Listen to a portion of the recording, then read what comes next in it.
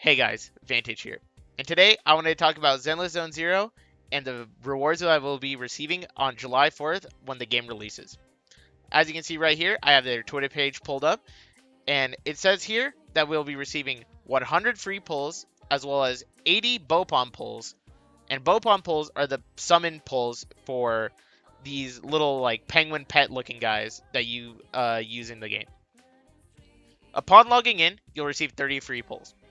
Now, is the total compensation that you're receiving, this 180 pulls, a response to the widespread success of Wuthering Waves, Kuro Game's new game that came out just a month ago?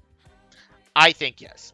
The reason being is that if you look at previous games, being Genshin Impact and Honkai Star Rail, I wanted to find data on Honkai Impact 3rd's version 1.0 release and the rewards that you could receive then, but I couldn't find much details about it. Is the highest compensation for a release that we have ever seen come out of Hoyoverse.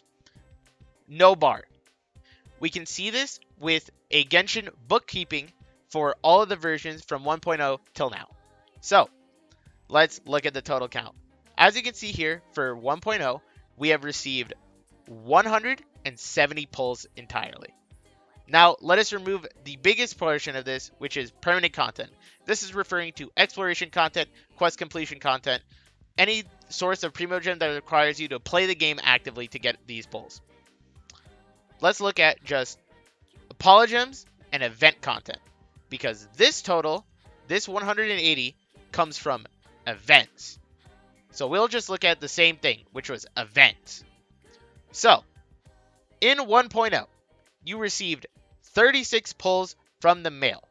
30 of these pulls were the on login. Once you acquired the wish system, you received 30 pulls that you could have used. Now, let's scroll down here. Let's look. In version 1.0, from events, you received 7 pulls. 36 pulls from the mail, 7 pulls from events. That is dog shit. This is not even including pre-registration rewards, which would have increased the amount of total pulls that you would receive for this version. But that means in total, you received 43 pulls if all you did was the events and open the mail. That is terrible. You received almost nothing at the beginning. Now, let's look at Hoyoverse's most recent release before ZZZ came out, Honkai Star Rail.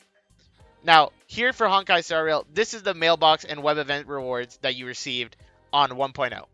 You can see right here, we are in the 1.0 tab for the bookkeeping, and this stands for special passes, which are the limited time pulls, and standard passes. So, you received 10 limited pulls, 20 standard pulls, as well as 1100-ish Stellar Jade. Not that much, if we're being honest.